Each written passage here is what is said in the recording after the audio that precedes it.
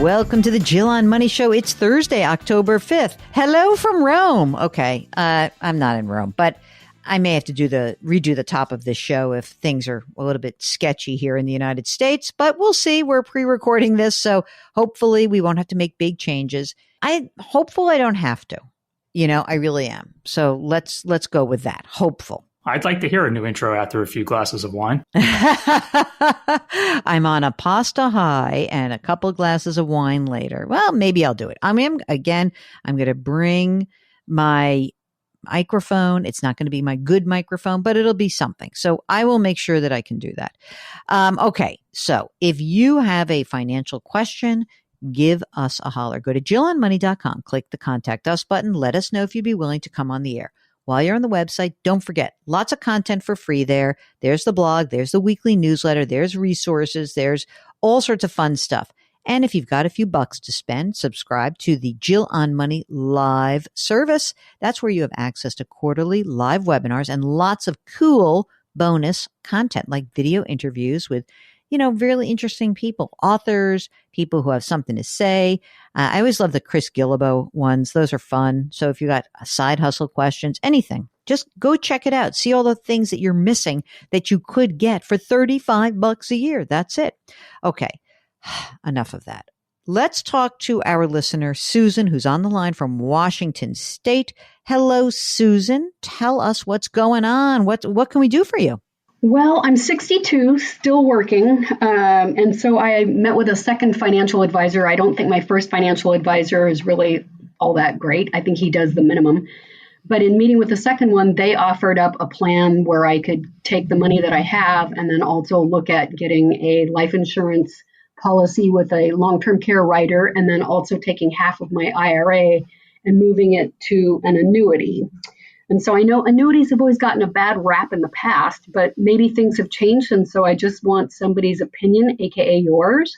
You said you're 62. Is that what you said? 62, still working. And how much do you earn, Susan? $155 a year. That's plenty of money for you. You feel good about that? Oh, yeah. Okay. Oh, yeah. I like that. Okay. Right now, give us a little bit of a rundown on your assets. So right now, I have, if through work, I have a 401k, which I have about $45,000 in, and I'll max that out every year as long as I'm working, hoping to work until 70, 72, somewhere in that neighborhood. I have $130,000 in cash and CDs, most of them at like 5%. I've got a Roth IRA of $50K, a brokerage account with about $83,500, and an IRA of about $604,000. Just so I understand this, the Roth, the brokerage, and the IRA are with a manager, a financial advisor? They are. And how do you pay the current advisor? It's fees just deducted out of the cash portion of one of those accounts. Like 1%? I believe it's 1.6% if I had to guess. Hello. Okay. Will you be entitled to a pension when you retire at age 70 or 72? I love that you're going to. No. Okay. Since we're planning on age 70, what is your Social Security benefit at age 70? At 70, it will be $4,461. What do you figure you spend right now on your just general life? Somewhere between $70,000 and $100,000. That's a wide berth. Does that depend on whether you go on a nice trip or something? No, it depends on, I had eye surgery, and so there goes $20,000. Interesting. It's a few surgeries. So here's what we got. So we have 70 to 100 grand. We have a bunch of money saved. You're now maxing out. You're putting 30 grand a year into the 401k, right? Correct. And that's all pre-tax, right? Correct. Okay. And what about where do you live? I own my own condo. Mm-hmm. And how much is it worth? Easily $800,000. What about a mortgage that remains? I've got $45,000 on a mortgage. The only reason I don't pay off the mortgage is because it's only at 3%. Yeah. And because I still itemize my tax deductions. As soon as I don't, my goal was to take, or my plan was to take the money, the cash that I've got. Yeah, pay it and off. just pay that mortgage off. Okay. What else do I need to know before we start making a decision about this potential long-term care / annuity plan? Really, the only thing is I don't have kids. I don't have significant other. There's nobody to leave my money to, so all my money will be left to charities. So, I mean, I'd love to leave more money to charities than not, but on the flip side, I also have to take care of myself. All right. So I just want to double check with you one quick question about the brokerage and the IRA accounts. You do not own any other annuities, right? No. Okay. So the current financial advisor that I have he's always said that long-term care just isn't worth the money, and he's never even brought up annuities. Yeah. So that's kind of why I went to got a second opinion. Mm-hmm. Well, here's what I'm thinking. I look at your situation and I say, okay, what would happen if Susan needed care? What would happen, right? So you're working, not even saying now, like it's 10 years from now and you're 72 and you just retired and then something happens. Well, you have money to pay for that care. You certainly do. Okay. If we ate through a whole chunk of your money, no one suffers. I mean, the charity suffers, but there's no spouse that's waiting and like whose future is at risk because of that. There's no kids. You're not trying to preserve the wealth. So, that's not the risk. I mean, there's somewhat of a peace of mind that, like, I guess you could have a long-term care policy.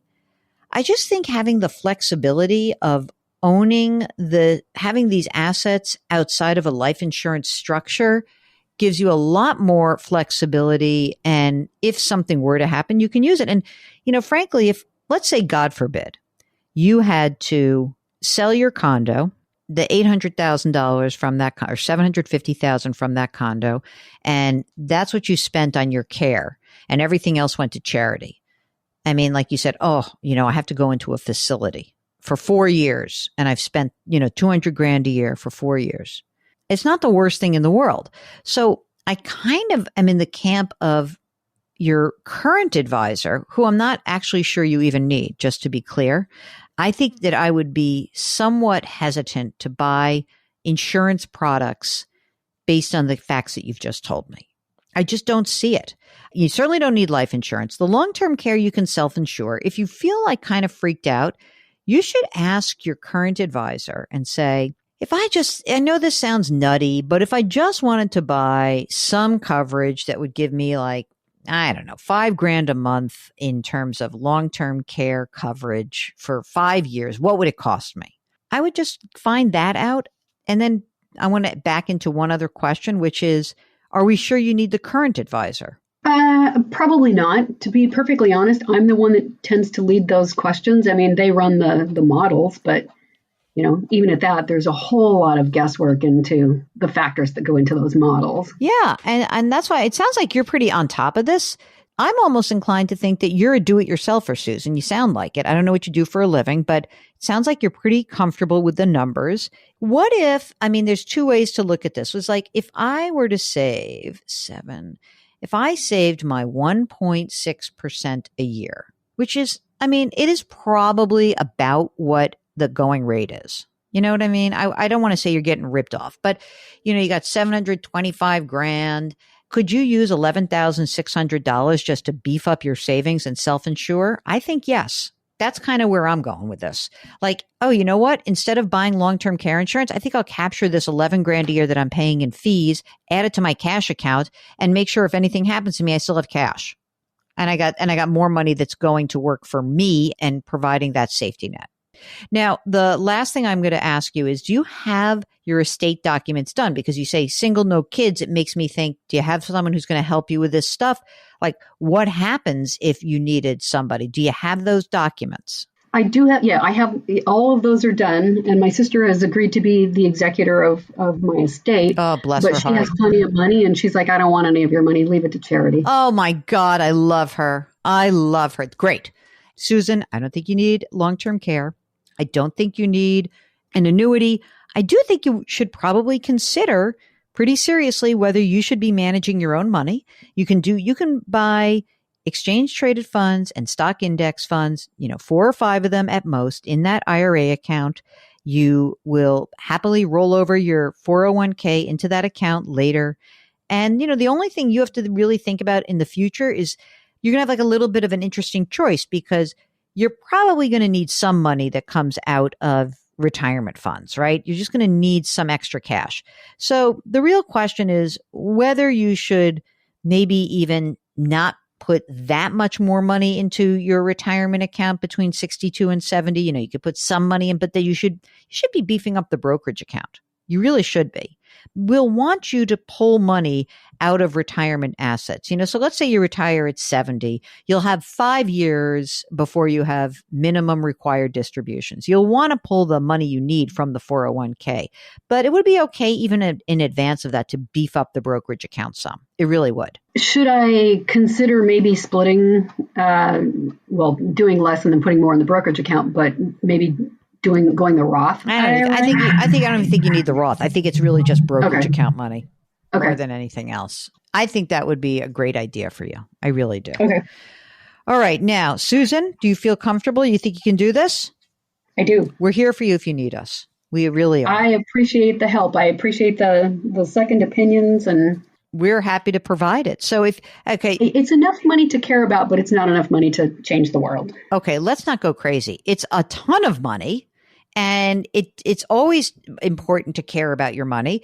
And Mark and I are like Dr. Mark and Dr. Jill are happy to provide the second and third opinions for anybody. So I really do appreciate you giving us a holler. I really think your antenna went up at the right time.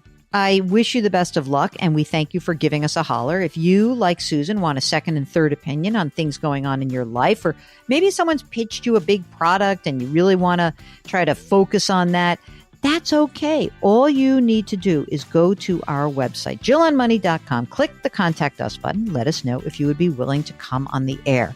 We always appreciate when you leave us a rating and review wherever you listen, and we encourage you to put your hands metaphorically on someone's back. Reach out to somebody, check in, do that because it makes them feel better. It's going to make you feel better. Change your work, change your wealth, change your life. Thank you for listening. We'll talk to you tomorrow.